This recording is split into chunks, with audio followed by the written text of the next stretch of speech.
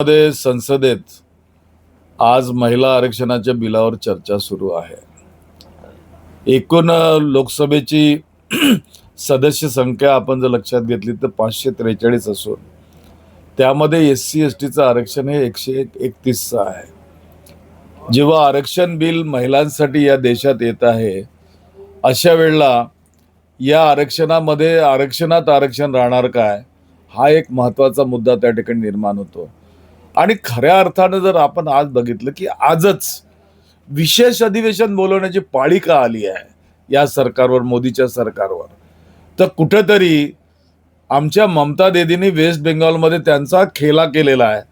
त्यामुळे तर हे संसदेचं विशेष सत्र बोलवण्यात आलं नाही, महिला आरक्षणाचं बिल आणण्यात आलं नाही.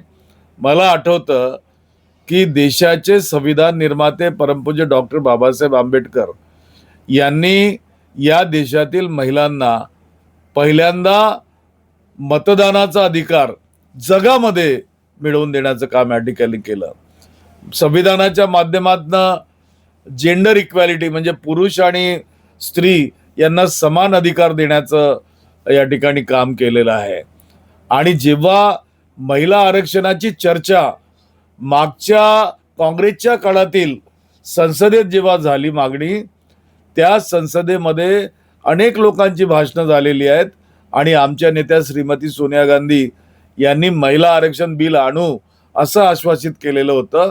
परंतु 14 पासून आमची सरकार नसल्यानं ते आणण्यात आलं नाही.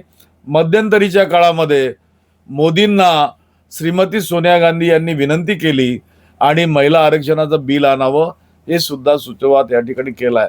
तर कुठेतरी राजनीतिक खेळा या निमित्तानं होत असल्याचं चित्र या ठिकाणी दिसते आहे की महिलांना कसं आपल्याला आपल्या फेवरनी त्यांचं मतदान मिळावं आणि त्या मतदानातून आपण ममता दीदी आणि इतर सरकारांना त्या ठिकाणी उद्ध्वस्त करायचं, हा डाव तर नाही हा मोदी सरकारचा. आणि त्यामुळं हे बिल या ठिकाणी आणण्याचा प्रयत्न झालेला आहे. आता बिल येत आहे या ठिकाणी, परंतु या बिलामध्ये आरक्षणाच्या मुद्द्यांवर म्हणजे महिला आरक्षण तुम्ही जनरल कॅटेगरीमध्ये देणार, मग रिझर्वेशन कॅटेगरीमध्ये देणार आहात की नाही, SC ST मध्ये देणार आहात की नाही. आणि ते देत असताना OBC समाज मोठ्या प्रमाणामध्ये आरक्षणाची मागणी लावून धरतो आहे.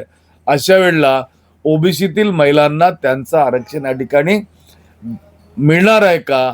आणि ते सुद्धा देशामध्ये जेव्हा सेन्सस सुरू आहे, जनगणना सुरू आहे, तर त्या जनगणनेच्या काळामध्ये ते आरक्षण त्या ठिकाणी लागू होईल का या विषयावरती स्पष्टता अजिबात नाही. त्यामुळं कुठेतरी हा राजनीतिक खेळा मोदी सरकारने या ठिकाणी केला आहे.